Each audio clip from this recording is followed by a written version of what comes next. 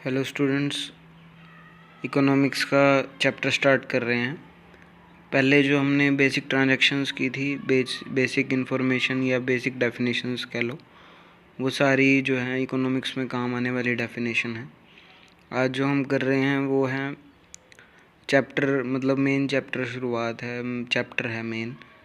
हमने पिछली बार पढ़ा था कि स्टैटिस्टिक क्या होता है। स्टैटिस्टिक जो है जो स्टैटिस्टिक एक तरह का प्लूरल सेंस का डाटा कलेक्ट करने का एक तरीका है।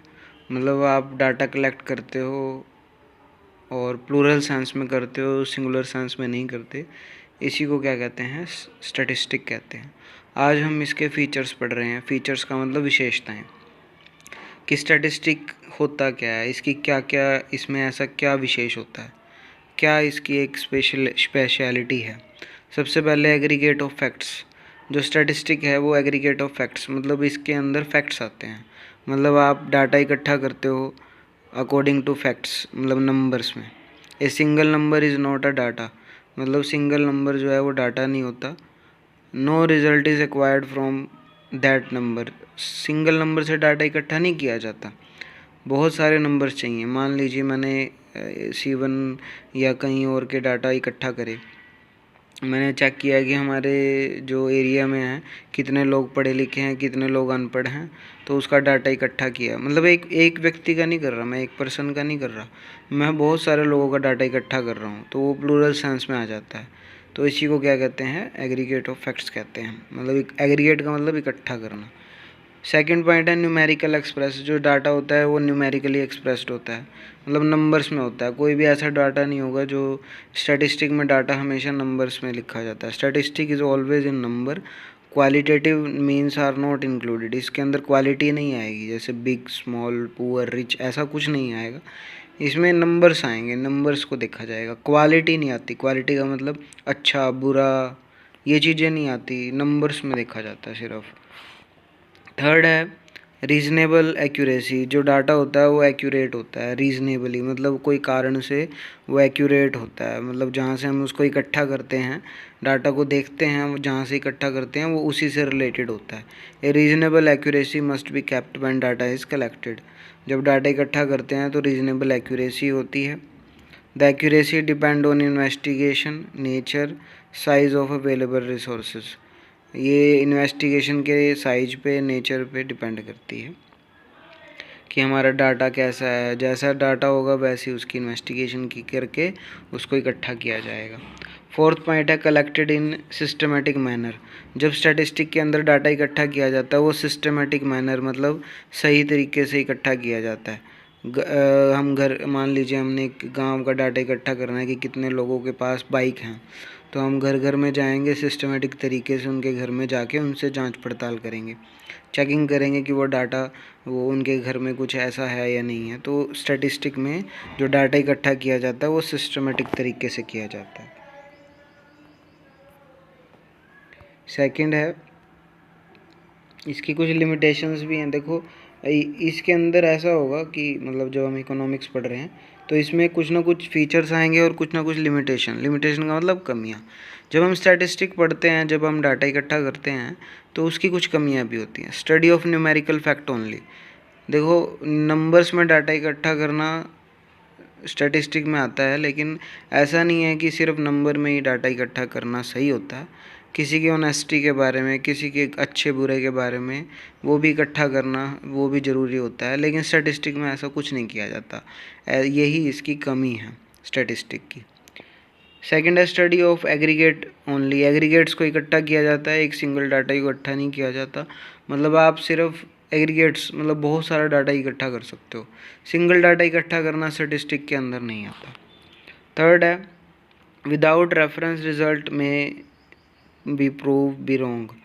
मतलब हमारे विदाउट रीजंस, विदाउट मतलब हमारे कुछ प्रूफ के जो हमारा डाटा है उसका रिज़ल्ट अच्छा नहीं आता। मतलब वो रिज़ल्ट क्या हो सकता है? वो गलत हो सकता है। Can be used only by the expert. जो स्टैटिस्टिक का डाटा है वो एक्सपर्ट ही यूज़ कर सकते हैं।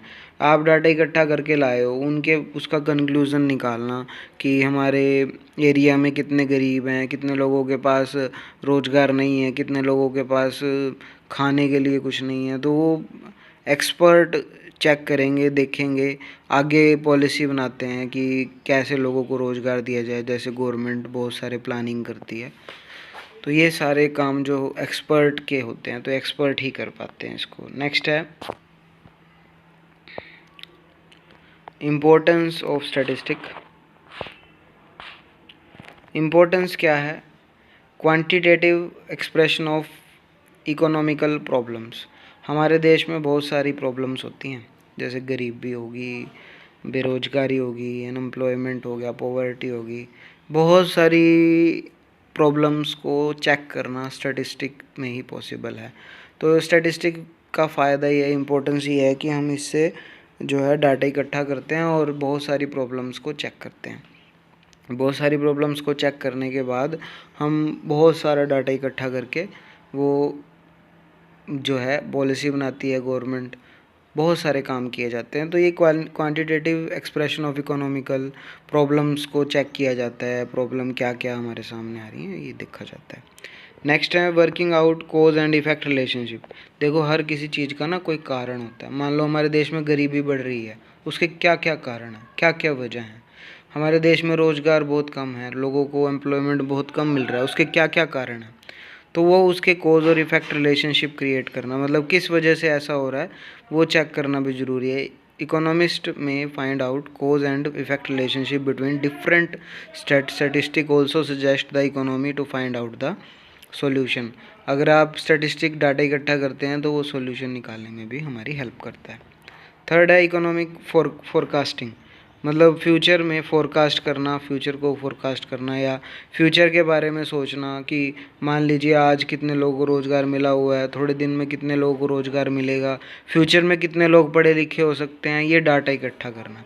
मान लीजिए मैंने पिछले 5 साल का डाटा इकट्ठा किया कि कितने लोगों को रोज़गार मिला, कितने लोगों को मतलब कितनी हमारी लिटरेसी रेट बढ़ गया। तो ये क्या चीज़ है, ये आगे के बारे में भी फोरकास्ट कर सकते हैं। ये हमारी हेल्प करता है फोरकास्ट करने में। फोरकास्ट का मतलब होता है भविष्यवाणी करने में। Economist do forecasting through statistic studies. With the help of this data we can prediction about future sense, मतलब आप चेक कर सकते हो फ्यूचर में क्या होने वाला है, फोरकास्ट कर सकते हो। ये हमारी हेल्प करता है। नेक्स्ट पॉइंट है, लास्ट पॉइंट हमारा, फॉर्मुलेशन ऑफ पॉलिसी। पॉलिसी का मतलब होता है रूल्स रेगुलेशन बनाना। दो स्टैटिस्टिक के अंदर पॉलिसी बनाई जा सकती हैं आगे के बारे में। हम मान लीजिए हमारी एक बिज़नेस है, हमारे बिज़नेस हम 3-4 साल से चल रहा है, हमने हमारे बिज़नेस का डाटा इकट्ठा किया कि हमारा बिज़नेस कितना प्रॉफिट कमा रहा है 4-5 साल से। तो आगे भी मैं प्रॉफिट कमाता रहूँ उसके लिए पॉलिसी बनानी पड़ती है।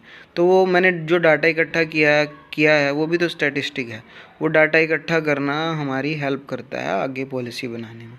बहुत सारी गवर्नमेंट भी पॉलिसी बनाती है, विदाउट डाटा इकट्ठा किए पॉलिसी नहीं बनाई जाती। तो ये हमारी पॉलिसीज़ बनाने में भी हमारी हेल्प करता है। जिन बच्चों ने ये नहीं लिखा है वो इसको नोट डाउन भी करें और इसको समझें। ये आपका फर्स्ट चैप्टर कंप्लीट हो गया यहीं पे। Thank you very much.